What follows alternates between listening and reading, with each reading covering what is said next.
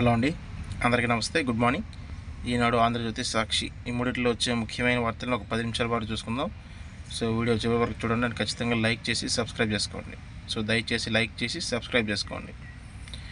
So ముందుగా ఈరోజు ఆంధ్రజ్యోతిలో చూసుకుంటే, అమరావతికి చట్టబద్ధత, చంద్రబాబుకు అమిత్ షా హామీ అని చెప్పేసి ఒక వార్త రాశారు కదా. అయితే దీనికంటే ముందు శ్రీశైలంలో ఒక ఘటన జరిగిందండి. స్వామీజీని కొట్టారనమాట. సో దాని గురించి చదువుకున్నాం. అది సాక్షిలో వేశారు, మిగతా 2 పత్రికల్లో వేయలేదు. ఒక చిన్న వార్తగా రాశారనమాట. సో సాక్షిలో దాని గురించి బాగా రాశారు. దాన్ని చూద్దాం. ఏంటంటే, శివశివ ఇదేం దారుణం, శ్రీశైలంలో చంద్రబాబు సర్కార్ ఘోర వైఫల్యం, కనీసం సదుపాయాలు కల్పించకపోగా భక్తులపై లాఠీచార్జీ, ఇంత దుర్మార్గమా అంటూ శివస్వాముల ప్రజాగ్రహం, సరైన ప్రణాళిక లేక క్యూ లైన్లు తొక్కిసలాట, రక్షించు శివ అంటూ భక్తుల ఆర్దనాదాలు, గతంలో ఎన్నడూ చూడలేదంటున్న ధార్మిక సంఘాలు, సీఎం డిప్యూటీ సీఎం బాధ్యత వహించాలంటున్న భక్తులు, తిరుపతి, సింహాచలం, కాశీబొగ్గ తరహాలోనే తొక్కిసలాట అని చెప్పి ఇది జరిగిందనమాట. కొంచెం ఎంతమంది వస్తారండి శ్రీశైలంలో? ఉత్సవాలు జరుగుతున్నాయి తెలియదా? ఎంతమంది భక్తులు వస్తారు? మాల వేసిన వాళ్ళు, వాళ్ళ మీద ఇలా లాఠీ చార్జ్ చేస్తారా? తెలీదా ఎంతమంది వస్తారా? ఈవో గారికి ఏర్పాట్లు చేయడానికి ఏమైంది? దేవాదాయ శాఖ భూములన్నీ అమ్ముకొని తినడానికి అయితే ఇది ఉందా? దేవాదాయ శాఖ నుంచి ఎంత ఆదాయం వస్తుందండి గవర్నమెంట్కి? స్వాములకి సరైన క్యూ లైన్లో మంచి ఏర్పాట్లు చేయడానికి ఏమైంది చెప్పండి? శివస్వాముల మీద దాడి అని చెప్పేసి చూడండి ఎంత ఘోరం. మాలేసిన వాళ్ళని కొట్టించడం ఏంటండి? అట్లాగే బ్రీఫ్గా చూస్తే, అదృష్టవశాత్తు తప్పిన ప్రమాదం, వరుస ఘటనలు జరుగుతున్న బాబు సర్కార్ నిర్లక్ష్యం అని చెప్పేసి ఒక మంచి పూర్తిగా రాశారండి. భక్తుల మనోభావాలు దెబ్బతీస్తూ తిరుమల ప్రసాదం పైన నిరాధార ఆరోపణలు, అందుకే బాబు గారి భక్తిపై భక్తులకు సందేహాలు అని చెప్పేసి ఇక తిరుమల లడ్డు ఇష్యూ కూడా తీసుకున్నారు. సో దాని మీద జగన్మోహన్ రెడ్డి గారు నిన్న స్పందించారనమాట. శివభక్తులపై లాఠీ చార్జ్ దుర్మార్గం, భక్తులకు కనీస ఏర్పాట్లు చేయడంలో టీడీపీ సర్కారు విఫలమైంది, సనాతన ధర్మం గురించి మాట్లాడే చంద్రబాబు నాయుడు, పవన్ కళ్యాణ్ మౌనంగా ఉంటే బాధ్యత ఎవరు తీసుకుంటారని చెప్పేసి ప్రజలు అంటున్నారు. సో బాబు సర్కార్ నిలదీసిన వైఎస్ఆర్సీపీ అధ్యక్షుడు జగన్మోహన్ రెడ్డి అని చెప్పేసి సాక్షిలో ఒక పెద్ద వార్త రాశారండి. సో ఇంకా అది పక్కన పెడితే ఆంధ్రజ్యోతిలో చూద్దామండి. ఈరోజు అసెంబ్లీ సమావేశాలు అంటండి. నేటి నుంచి అసెంబ్లీ సమావేశాలు. ఉదయం 11 గంటలకు ఉభయ సభలను ఉద్దేశించి గవర్నర్ ప్రసంగం, అనంతరం బీఏసీ ఎన్ని రోజులు సభ నిర్వహించాలో నిర్ణయం అంట. సో కావాలనే 11వ తేదీ 11 గంటలకు అని చెప్పేసి పెట్టారని నేను అనుకుంటున్నాను. సభకు వచ్చి సీట్లో కూర్చుంటేనే హాజరు. ఇక అసెంబ్లీలో ఏ5 ఆధారిత అటెండెన్స్, గైహాజరుతూనే వేతనాలు తీసుకున్న వైసీపీ సభ్యులు కొత్త విధానంతో దానికి చెక్కి పెట్టేవచ్చునా అని చెప్పేసి ఒక న్యూస్ రాశారండి. సో మీరేమంటున్నారు? వైఎస్ జగన్మోహన్ రెడ్డి గారు ఈరోజు అసెంబ్లీకి వస్తారా రారా? కామెంట్ చేయండి. అట్లాగే అమరావతికి చట్టబద్ధత, చంద్రబాబుకు అమిత్ షా హామీ, పార్లమెంట్లో గందరగోళంలో అనేక బిల్లులు ఆగిపోయాయి, మళ్లీ విడత సమావేశాల్లో రాజధాని బిల్లు పెడతామన్న కేంద్ర హోంమంత్రి, ఢిల్లీలో కేంద్ర మంత్రులతో సీఎం భేటీ, తొలుత జలశక్తి మంత్రితో సమావేశం, పోలవరం 2వ దశ నిధులకు అభ్యర్థన, నల్లమల సాగులకు అనుమతి ఇవ్వాలని వినతి, ఢిల్లీలో చంద్రబాబు సుడిగాలి పర్యటన అని చెప్పేసి రాశారు కదా. అయితే ఈ అమరావతి చట్టబద్ధత బిల్లు పార్లమెంట్లో పెడతారని నేను అనుకోవట్లేదండి. ఎందుకంటే బీజేపీ డబుల్ గేమ్ ఆడుతుంది నేను అనుకుంటున్నాను. నా అభిప్రాయం అది. ఎందుకంటే వీళ్ళకి వైఎస్ఆర్సీపీ కోపం వస్తుందన్నమాట అసెంబ్లీ పార్లమెంట్లో ఈ బిల్లు పెడితే. సో వాళ్ళకి కోపం రాకుండా, వీళ్ళకి కోపం రాకుండా బీజేపీ మేనేజ్ చేస్తూ వస్తుంది నేను అనుకుంటున్నాను. సో చూద్దాం, పెడితే మంచిదే. ఇంకా ఎడాపెడా దోచేశారు, పేదల ఇళ్ల నిర్మాణంలో అంతులేని దోపిడీ, వైసీపీ హయాంలో వేల కోట్ల అవినీతి, విజిలెన్స్ ప్రాథమిక నివేదికలో పడ్డబయలు, అధికారులు కాంట్రాక్టులు కొమ్మక్కు, ఇళ్ల నిర్మాణ కాంట్రాక్టులు ముందుగానే నిధులు, ఆప్షన్ 3 ఇంటికి 90,000 వరకు అడ్వాన్స్ అంటండి. సో డబ్బు తీసుకుని పనులు చేయని కాంట్రాక్టర్లు, కమిషన్లు తీసుకుని మిన్నుకున్న అధికారులు కార్పొరేషన్ షోకాజ్ నోటీసులు. సో కాంట్రాక్టర్ల నుంచి రికవరీ చేయకపోతే జీతాల నుంచి వసూలు చేస్తామని హెచ్చరిక అంట. సో చూసారా, ఇళ్ళ కట్టక ముందే వాళ్ళకి అడ్వాన్స్ పేమెంట్ చేశారంట. వాళ్ళేమో కట్టకుండా జెండా ఎత్తేసారు. ఈ లోపు గవర్నమెంట్ మారింది, ఇంకా వాళ్ళు సైలెంట్ అయిపోయారు అనమాట. సో అధికారులకేమో గవర్నమెంట్ వార్నింగ్ ఇచ్చిందనమాట. కార్పొరేషన్ చైర్మన్స్ ఉంటారు కదా, వాళ్ళు వసూలు చేయండి లేకపోతే మీ జీతాల్లో కట్ చేస్తామని. సో పోలవరం 2వ దశకు 32,000 కోట్లు ఇవ్వండి, స్టాప్ వర్క్ ఆర్డర్ను శాశ్వతంగా ఎత్తివేయండి, కుడి ఎడమ కాలువల సామర్థ్యం పెంపుకు వ్యయాన్ని రీయింబర్స్ చేయండి, జలశక్తి మంత్రికి చంద్రబాబు నాయుడు అభ్యర్థన, ఆల్మట్టి ఎత్తి పెంపుపై చర్యల అభ్యంతరం అని చెప్పేసి నిన్న కేంద్ర పర్యటన జరిగిందా చంద్రబాబు నాయుడు గారి. సో దాని గురించి కొంచెం పూర్తిగా రాశారనమాట. అట్లాగే సో ఇక్కడ గవర్నమెంట్ హాస్పిటల్స్ కానీ అంబులెన్సెస్ కానీ ఎంత గవర్నమెంట్లో ఉన్న ఈ అంబులెన్స్లు కానీ హాస్పిటల్ కానీ ఎంత ఘోరంగా పనిచేస్తున్నాయి అనేదానికి ఇక్కడ నిదర్శనం అండి. ఏ గవర్నమెంట్ వచ్చినా మారదు అనేదానికి కూడా ఇది ఒక సాక్ష్యం. తండ్రి మృతదేహాన్ని బైక్పై కూర్చోబెట్టి బాధను దిగుమొంగుతూ 11 కిలోమీటర్లు ఆటోకు డబ్బులు లేక నిరుపేద యువకుడి దైన్యం. బాపట్ల జిల్లా కర్లపాలెం మండలం దారుణం. చూడండి, గవర్నమెంట్ హాస్పిటల్స్ని, గవర్నమెంట్ హెల్త్ డిపార్ట్మెంట్ ఎంత బాగా పరిరక్షిస్తుంది. ఏ గవర్నమెంట్ వచ్చినా అంతే. ఇక జగన్ అక్రమాస్తుల కేసులో పిక్కు సుప్రీంలో చుక్కేదలు, సిబిఐ కేసులు కొట్టివేతకు నిరాకరణ, హైకోర్టు ఉత్తర్వుల్లో జోక్యం చేసుకోలేమన్న ధర్మాసనం. ఆయన కేసులు ఇప్పుడప్పుడే తేల్చదు.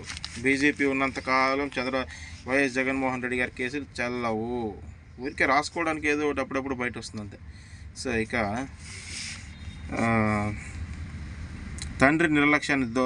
తండ్రి ద్రోహాన్ని కప్పేసి తన నిర్లక్ష్యాన్ని ముసిగేసి అని చెప్పేసి ఆల్మట్టి డ్యామ్ ఉంది కదండి కర్ణాటకలో, వాళ్ళు కొంచెం ఎత్తి పెంచుతున్నారు కదా. సో దాని గురించి నిన్న సాక్షిలో ఒక వార్త వచ్చింది కదా. సో అందులో వైఎస్ రాజశేఖర రెడ్డి గారికి ఇక్కడ పాత్ర ఉంది అని చెప్పేసి ఆయన పాత్ర మూపేశారు, ఈయన పాత్ర చెప్పకుండా రాశారని చెప్పేసి ఇది ఒక రాశారు. ఆల్మట్టి డ్యామ్ ఎత్తిపోయి జగన్ పత్రిక బురద, బ్రిజేష్ కుమార్ ట్రిబ్యునల్ ఎదుట ఏనాడు సమర్థవాదాలు వినిపించిన వైఎస్, సుప్రీంలోనూ న్యాయ పోరాటం చేయని వైనం. 2019లో జగన్ వచ్చాక అంతులేని నిర్లక్ష్యం, తన పాపాన్ని చంద్రబాబుకు చుట్టే కుయుక్తులంట. సో అదండి. సో యాక్షి విష రాతలు. ఆంధ్రజ్యోతికి స్థలంపై అవే తప్పుడు కథనాలు, జీవీఎంసీలో ఒక వ్యతిరేకిస్తే శిరక్షించినట్లు అత్యవసర అబద్ధాలు, 67వ అంశంగా ఆమోదించిన ప్రేలాపనలు. 2024 నవంబర్ 29న హైకోర్టు తీర్పు వచ్చిన 9 నెలలకు కౌన్సిల్లో తీర్మానం. ఇందులో అధికారిక ప్రలోభనలు ఎక్కడిది, నిజాలు దాచి జగన్ పత్రిక పిచ్చి రాతలని చెప్పేసి ఆంధ్రజ్యోతికి ల్యాండ్ ఇచ్చారు కదండి, 60 సెంట్లో ఏదో దాని గురించి రాశారు. ఇక శ్రీవారి నైవేద్య దినుసులు నాసిరకమే. వైసీపీ హయాంలో సేంద్రియ వ్యవసాయ ఉత్పత్తుల పేరుతో వినియోగం, కూటమి ప్రభుత్వం వచ్చాక పరీక్షలు, ఆయా పదార్థాల్లో మలినాలు ఉన్నాయని నివేదిక నిర్ధారణ. సో ట్యాంకర్ల నుంచి లంచాలు, తిరుచానూరు మార్కెట్ కమిటీ ఉద్యోగిపై వేటు. వైసీపీ హయాంలో 6 నెలల్లో 3.65 లక్షల వసూళ్లు, చెక్ పోస్ట్ లేకుండానే చిరుద్యోగి లంచాల దందా, వైష్ణవి డైరీ లావాదేవీలపై లోతైన విచారణ అంట. ఇంకా ఎన్నున్నారా బాబు. సో ఇక ఈనాడులో చూసుకుంటే చంద్రబాబు నాయుడు గారి మీటింగ్ గురించి మెయిన్గా రాశారండి. పోలవరానికి సహకరించండి అని చెప్పేసి 2వ దశకు 34,000 కోట్లు కేటాయించండి అని చెప్పేసి నిన్న కేంద్ర పర్యటన జరిగింది కదా చంద్రబాబు నాయుడు గారి. సో అందులో నిర్మలా సీతారామన్ కానీ కొంతమంది కేంద్ర మంత్రులను కలిసి కొన్ని పరిష్కరించండి, కొన్ని వివాదాలు ఉన్నాయని చెప్పేసి మాట్లాడారనమాట. సో దాని గురించి రాశారు, చదువుకున్నాం. ఇక శ్రీకాళహస్తి కాణిపాకం ద్వారాగా తిరుమలకు కూడా కల్తీ నెయ్యి అంట. 2024లో సరఫరా చేసిన సుమతి ట్రేడర్స్, వినాయక ఏజెన్సీస్ అంట. అదంతా వైష్ణవి డైరీ నుంచి తెచ్చిన రసాయన మిశ్రమే.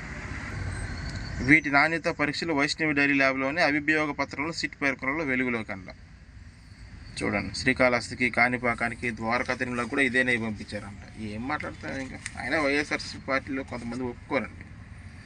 అవన్నీ కాదు కానీ ఖచ్చితంగా 2019 నుంచి 2024 వరకు కల్తీ లేని, అంటే బాగా వినండి, నెయ్యి మాత్రమే వాడాము, వేరే ఏ పదార్థాలు వాడలేదని వాళ్ళు చెప్పగలరా? అవి చెప్తే సరిపోతుంది. ఇక ఇవన్నీ చూసినా బుకాయిస్తారా సుబ్బారెడ్డి, చిన్న పన్నుతో మీ బంధానికి ఎంతకంటే రుజువేం కావాలని చెప్పేసి ఒక ఫోటో వేశారనమాట. 2024 వరకు చిన్న పన్న మీతోనే ఉన్నారనేందుకు ఈ ఫోటో సాక్ష్యం. ఏపీ భవన్ లైజన్ అధికారి అయితే మరి నీడలా మీ వెంట ఎందుకు ఉన్నారని చెప్పేసి ఒక వార్త రాశారండి ఈనాడులో. అప్పట్లో తీతిదే పాలక మండలి చైర్మన్గా ఉన్న వైవి సుబ్బారెడ్డిని విశాఖపట్నంలో జరిగిన ఒక కార్యక్రమంలో వైసీపీ నాయకులు అభినందించిన చిత్రం ఇది. ఈ చిత్రంలో యలమంచిలి అప్పటి ఎమ్మెల్యే కన్నబాబు పక్కన సుబ్బారెడ్డి వెనక ఉన్నది ఎవరో తెలుసా? తిరుమల కల్తీ నెయ్యి సరఫరా కేసులో కీలక నిందితుడు కదురు చిన్నప్పన్న అంటండి. సో అదేంటి, కొంచెం ఆధారాలు అవి ఇన్వెస్టిగేషన్ చేసే రీతిలో చేస్తున్నారు ఈనాడు వాళ్ళు. ఇక స్పీకర్పై అవిశ్వాసం, ఆయన తొలగింపునకు 118 మంది ఎంపీలు నోటీసులు. ఓం బిర్లా పక్షపాత ధోరణితో వ్యవహరిస్తున్నారని ఆరోపణ. చర్చ పూర్తయ్యే వరకు నిధులకు దూరంగా సభాపతి. సో నిబంధనల మేరకు చర్య తీసుకోవాలని అధికారుల ఆదేశం అంట. సాక్షి చూసుకుంటే సాక్షిలో ఈ వార్త చదువుకున్నాం. శివశివ ఇదేం దారుణం అని చెప్పేసి శ్రీశైలం కట్ట చదువుకున్నాం. అట్లాగే స్పీకర్ను తొలగించాలి, లోక్సభ స్పీకర్ను ఓం బిర్లాను పదవి నుంచి తొలగించాలని కోరితే అవిశ్వాస తీర్మానం ప్రవేశపెడతామని కాంగ్రెస్ నోటీసులు ఇచ్చిందంట. సో నేటి నుంచి అసెంబ్లీ ఏపీ అసెంబ్లీ బడ్జెట్ సమావేశాలు నేడు ప్రారంభం కానున్నాయి. తొలి రోజు ఉభయ సభలను ఉద్దేశించి గవర్నర్ ప్రసంగిస్తారంట. అట్లాగే ఏఐ డీఫేక్పై కొరడా, ప్రతి ఏఐ కంటెంట్పై లేబుల్ ఉండాలన్న కేంద్ర ప్రభుత్వం. Wins more. జపాన్ తొలి ప్రధానిగా సనై తకైచిపై కథనం అంటండి. సో ఇక కల్పిత గణాంకాలు, పన్ను ఆదాయ వృద్ధిలో దేశంలో 22వ స్థానంలో ఏపీ, చిట్ట చివరి నుంచి 2వ స్థానంలో మన రాష్ట్రం అని చెప్పేసి నిన్న గణాంకాలు వచ్చాయి కదా. సో అది మొత్తం కల్పితాలే అని చెప్పేసి ఆయన అన్నారనమాట. కాగ్ నివేదిక వచ్చింది కదా నిన్న.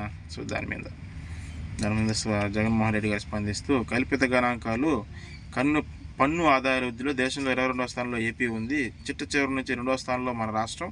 2024, 25, 25, 26లో దేశం కలిసి రాష్ట్ర వృద్ధి రేటు ఎక్కువగా ఉందని చంద్రబాబు ప్రచారం చేసుకుంటున్నారని చెప్పేసి నిన్న జగన్మోహన్ రెడ్డి గారు మాట్లాడారు. సో ఇక జంతువుల కొవ్వు కలిసిందని చెప్పు ప్రొఫెసర్ నాగేశ్వరరావు గురించి రాశారండి. ప్రొఫెసర్ నాగేశ్వరరావుకు బెదిరింపులు, పంది కొవ్వు, ఆవు కొవ్వు, బాత్రూమ్ రసాయనాలు కలిశాయని ఎందుకు చెప్పడం లేదంటే హుకాయింపు.